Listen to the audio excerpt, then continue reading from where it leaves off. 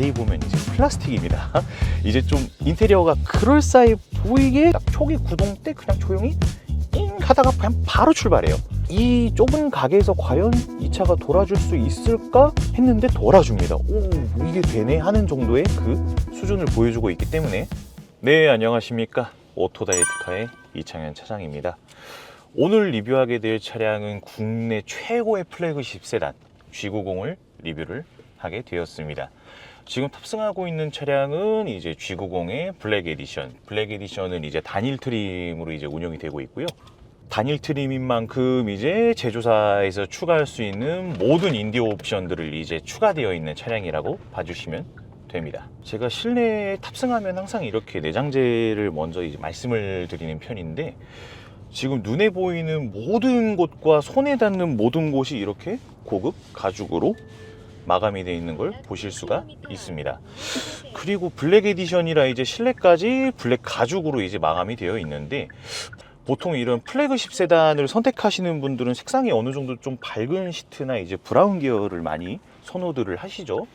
블랙으로 하면 이런 가죽의 느낌이 이렇게 많이 느껴지지 않을 정도로 좀 밋밋한 느낌이 보통은 있는데, 그럼에도 불구하고 굉장히 고급스러운 가죽이 깔려 있다는 느낌 플러스, 이렇게 지금 제네시스는 다 다이얼식으로 이렇게 기어봉이 되어 있죠. 마감도 블랙 크리스탈과 버튼부들도 굉장히 고급스럽게 마감이 되어 있는 것을 보실 수가 있습니다. 사실 이 차량의 등급부터는 이제 차량에 대한 평가가 이제 무의미하다라고 생각을 해주시면 될 것 같습니다. 이거는 뭐 저뿐만 아니라 다른 자동차 유튜버 분들도 똑같이 이제 말씀을 하실 텐데, 말 그대로 플래그십 세단이죠. 그 브랜드에서 나오는 이제 최고봉의 모든 기술력을 다 때려박은 그런 차들이라고 이제 봐주시면 되는데, 이 차가 뭐 옵션이 어찌됐고 뭐 승차감이 어찌됐고 그건 이미 최고의 수준을 이미 평가받은 차량들입니다. 그래서 이 차부터는 그런 차량에 대한 평가라기보다는 이 차가 이제 시장에서 어떤 이미지로 지금 평가가 되고 있는지 이제 그런 것부터 판단을 좀 하면 될 것 같고요. 이 차와 동일선상에서 이제 항상 비교가 되는 차량들이 또 있죠. 이제 국내에서 플래그십 세단을 만드는 브랜드는 딱 현대기아 두 가지만 이제 존재를 하고 있고요. 딱 현대에서는 이제 G90, 기아에서 이제 K9 이렇게 두 가지 플래그십 세단을 이제 만들고 있는데, 이 대형 세단을 만드는 회사가 브랜드가 생각보다 또 많이 없습니다. 뭐 쉐보레, 르노, 쌍용, 뭐 지금은 KGM으로 이제 바뀌었지만 그런 브랜드들 뿐만 아니라 해외 수입 브랜드들도 봤을 때 이제 독일 3사를 제외하고 지금 대형 세단을 만드는 브랜드가 생각보다 많이 없어요. 그렇기 때문에 이 플래그십 세단을 만들 수 있는 그 브랜드들은 어느 정도 기술력을 많이 보유를 하고 있는 회사라고 이제 어느 정도 좀 검증이 됐다라고 봐주시면 될 것 같고, 그 와중에 현대기아가 딱 두 대기업이 나란히 플래그십 세단을 만들고 있죠. 이거는 굉장히 한국인으로서 자랑스러워 하실 만한 부분이라고 또 생각을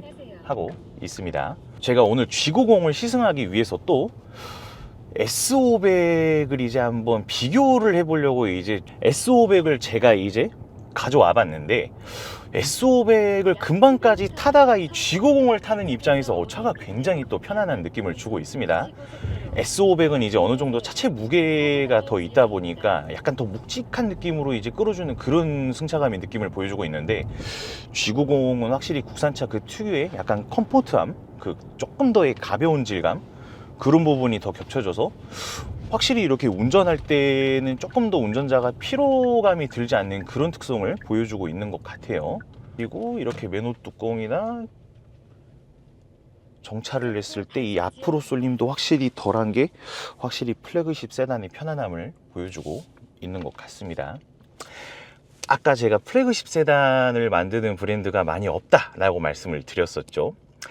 일단 기아 K9은 제가 비교 선상에서 좀 제외를 하겠습니다. 왜냐? 기아는 엄연히 프리미엄 브랜드로 분류가 되진 않기 때문에 K9도 정말 훌륭한 차 중에 하나지만은 그 친구는 일단 동일선상 비교 대상에선 좀 제가 제외를 해서 말씀을 드리고 싶은 게 이제 세 가지 보통 차종이 있죠. 이 차를 고르시는 분들의 S클래스, 7 시리즈, 그리고 G90 이렇게 세 가지 대형 세단 중에서 보통 비교를 많이 하시고 구매를 많이 하시는 편인데, 보통 이제 세 가지 다 제가 아까 말씀드렸지만은 이 차들은 더 이상 평가라는 게 무의미합니다. 이제 그 차들이 가지고 있는 헤리티지, 그 차들이 가지고 있는 이미지, 그런 부분을 조금 더 이제 보고 구매를 하시는 층이 대부분이시기 때문에 이 G90을 선택하시는 분들은 어떤 분들이실 것 같나요? 혹시 이미지가 딱 어떻나요? G90 누구 차? 회사 대표님들? 회사 대표님들, 그리고 또 분들이랑 뭐 국회의원? 딱 의전용. 그렇죠. 이제 높은 그런 관직에 계시는 분들이나 보통 어느 정도의 중견기업급 그런 분들이 이제 이런 차들을 많이 운용을 하시죠. 그러면 S클래스는 어때요? 느낌이 딱? 그냥 그것도 회사 사장님용? 그것도 물론 사장님 차의 이미지는 맞지만은 부자, 돈 진짜 많다. 딱 S의 그 상징적인 이미지 자체가 이제 성공에 그 집중을 두고 있잖아요. 뭐 아무래도 이 대형 세단을 고르시는 분들이 직접 운전을 하려는 그런 목적보다는 쇼퍼 드리븐의 목적이 아무래도 더 가까운 차량이다 보니까 그 이미지적인 부분, S클래스를 내가 타고 싶다, 아니면 G90을 타고 싶다, 이런 분들의 느낌이라기보다는 직접 운전하려는 목적보다는 이제 내가 가지고 있는 사회적인 그 직위 아니면은 그 재산의 유무에 따라서 이 차를 선택을 하는 이제 이 차들 안에서 이 운용이 되고 있는 그 세부 옵션이라던가 이런 게 많이 달라지는 차종들 중에 또 하나란 말이죠.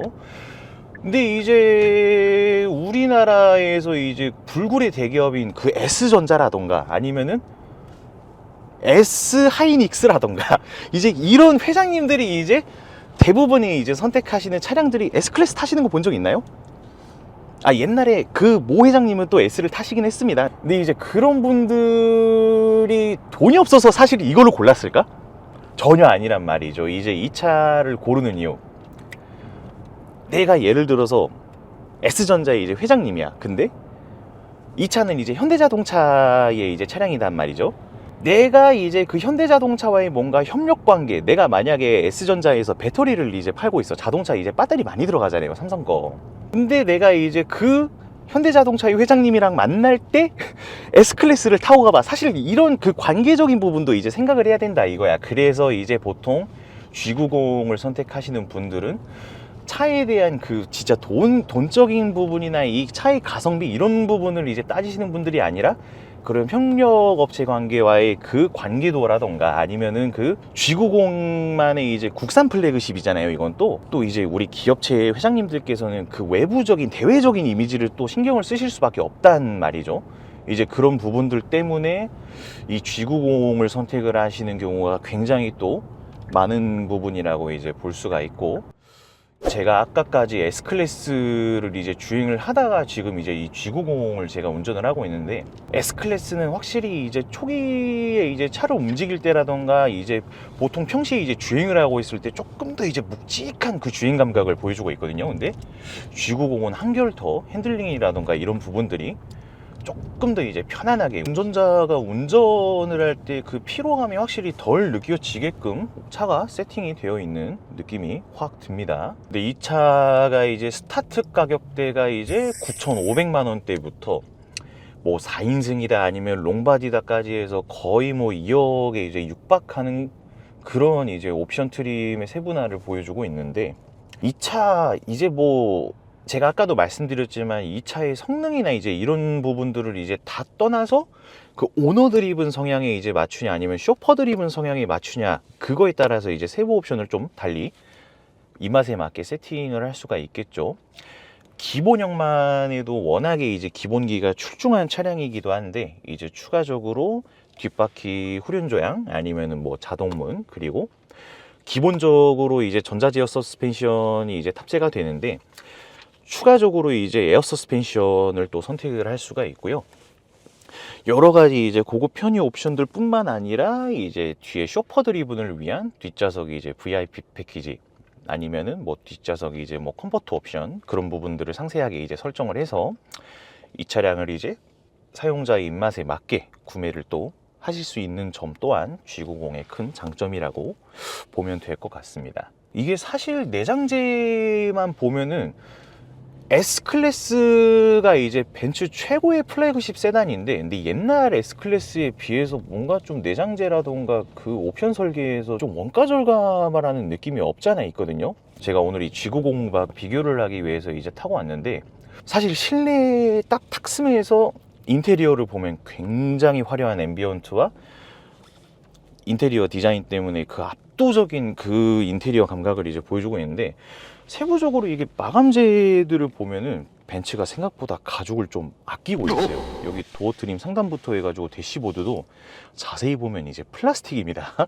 이제 좀 인테리어가 그럴싸해 보이게 그렇게 앰비언트를 이제 화려하게 쓰면서도 이제 세부적으로 보면은 이제 내장재를 많이 금액을 아끼고 있다, 그런 느낌이 이제 든단 말이죠. 그래서 오히려 고급감 가죽 이 인테리어에 대한 질감 자체는 G90이 오히려 더 소재를 잘 쓰고 있다, 이런 말을 저는 조금 더 하고 싶고요. 지금 그래서 S클래스가 그런 부분들이나 이제 아무래도 지금 중국 회사로 이제 지분이 좀 넘어가면서 이제 제조 생산의 그 문제 때문에 안 그래도 좀 논란이 있는 차량이기도 합니다. S클래스가 지금 나오고 있는 현행 모델에서 오늘 촬영하고 있는 기준 날짜 기준으로 이제 새로 페이스리프트 모델이 나왔는데, 이제 그 모델에 대해서는 제가 상품성을 다시 한번 좀 봐야 될 부분인 것 같고요. 20년도 초반부터 W223이 이제 나왔다 보니까 아무래도 이제 금방 또 페이스리프트 하는 문제 때문에 지금 그 아까 말씀드렸던 상품성에 대해서나 지금 오히려 7 시리즈가 상품성이 너무나 좋게 이제 나온 문제도 있어서 S클래스가 오히려 판매량에서 조금 밀리고 있는 모습을 보여주고도 있습니다.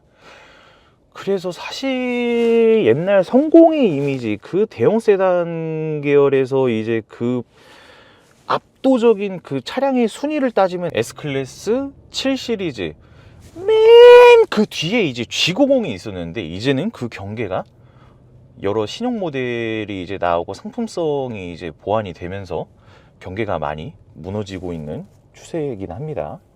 G90도 지금 타보니까 아까 주행을 하고 왔던 그 S500 못지않게 굉장히 좋은 차라는 느낌을 보여주고 있습니다. 브레이크를 밟았을 때도 앞으로 잘 안 쏠리게끔 에어서스가 자세를 잘 잡아주고 있고요. 맨홀 뚜껑이나 울퉁불퉁한 곳을 지나도 에어서스가 부드럽게 흡수를 해주고 있는 모습을 보여줍니다.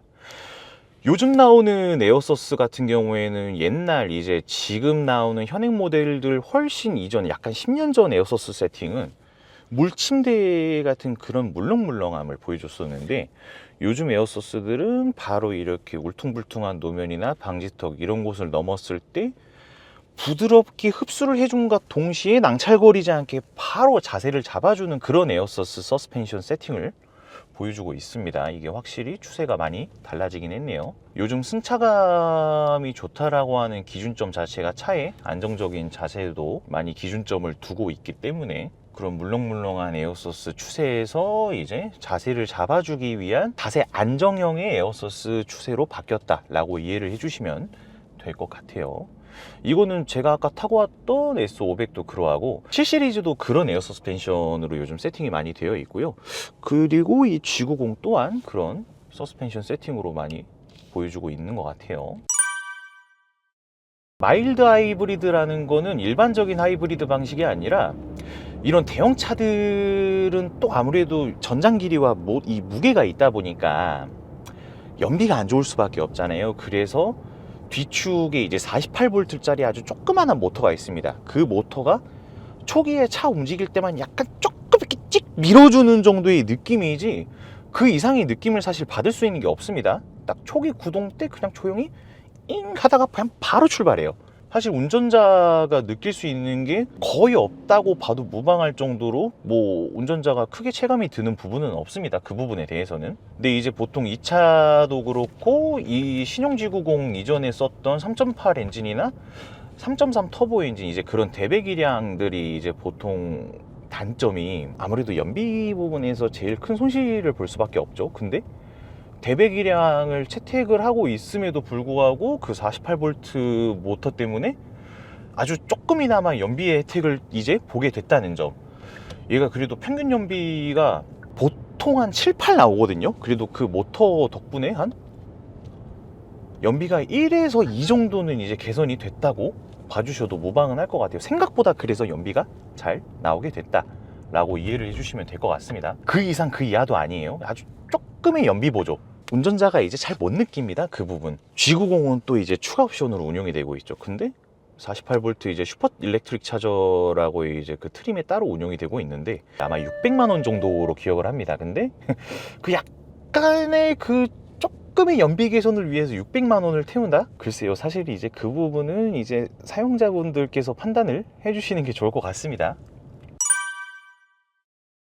S500이 4도, 4.5도와 10도 이렇게 운영이 되고 있고요. G90은 이제 4.5도만 운영이 되고 있는데 체감이 확실하게 됩니다. 4.5도든 10도든. 벤츠도 추가 옵션 10도짜리를 구매를 해야지 이제 10도로 추가를 해주고요. 근데 S500부터는 이제 4.5도가 기본이고 S450은 이제 없는데 4.5도만 돼도 충분하게 느낄 수 있습니다. 그 느낌을. 이제 보통 이런 5m가 넘는 대형 세단을 유턴을 할 때나 아니면 급격하게 이제 코너링을 해야 될 때, 그때 이제 보통 회전각이 너무 커서 차가 확실히 큰 느낌이 드는구나, 이런 느낌을 주는 차들일 수밖에 없는데 4.5도만 들어가 있어도 유턴을 돌릴 때 안쪽으로 날렵하게 이제 파고 들어가 주기 때문에 이게 확실한 체감은 있습니다. 그리고 골목길에서 특히나 이제 주차를 할 때 아니면은 내가 이제 후진 주차를 했다가 다시 이제 다른 출구 방향으로 이제 나갈 때, 이 좁은 가게에서 과연 이 차가 돌아줄 수 있을까 했는데 돌아줍니다. 이게 되네 하는 정도의 그 수준을 보여주고 있기 때문에 후륜 조향은 확실히 도움이 됩니다. 있어서 전혀 나쁜 옵션은 아니에요.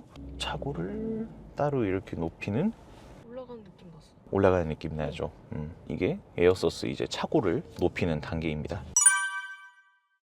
대형 세단들 중에서 굉장히 괜찮은 가격이라고 평가를 할 수가 있죠. 아까도 말씀드렸지만 이 차는 이제 뭐 가격적인 부분, 차의 성능적인 부분, 이런 거를 이제 아예 떠나서 평가를 해야 되는 차종들이다 보니까 이제 그 가격에 대한 이제 평가는 굉장히 이제 무의미해진 것 같습니다. 제가 봤을 때는 여러 자동차 칼럼에서도 그렇게 제네시스를 평가를 하고 있고요.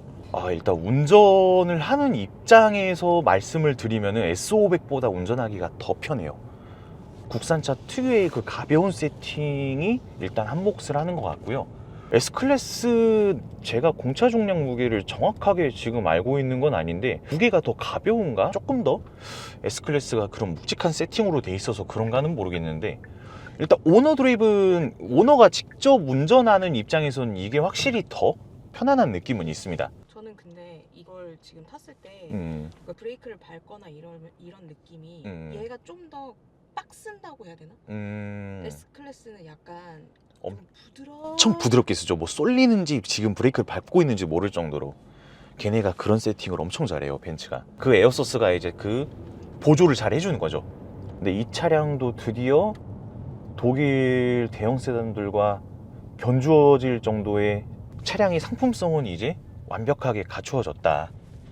그 정도의 느낌만 딱 봐주시면 될 것 같은데, 아까 비교 선상에 이제 놓였던 그 세 가지 차종들 월등히 이제 누군가가 더 뛰어나다 이런 구분은 이제 확실하게 없어졌다라고 이제 저는 평가를 하고 싶고, 아까 말씀드렸던 이 차들을 이제 고르는 구매자들의 이제 니즈가 어떤 쪽에 초점이 더 맞춰져 있는지 그런 거를 이제 잘 판단하셔서 차를 구매를 하시면 될 것 같습니다. 제가 봤을 때 일단 운전자 입장에서 조금 더 몸에 이런 피로도가 없이 운전할 수 있는 차는 확실히 G90이 더 제가 손을 들어주고 싶은데, S클래스나 7시리즈만의 그런 이제 묵직한 느낌은 보여주지는 않고 있습니다. 확실히 이거는 그냥 단순하게 개인의 취향에 따라서 이거는 장단점이 될 수 있을 것 같기는 합니다.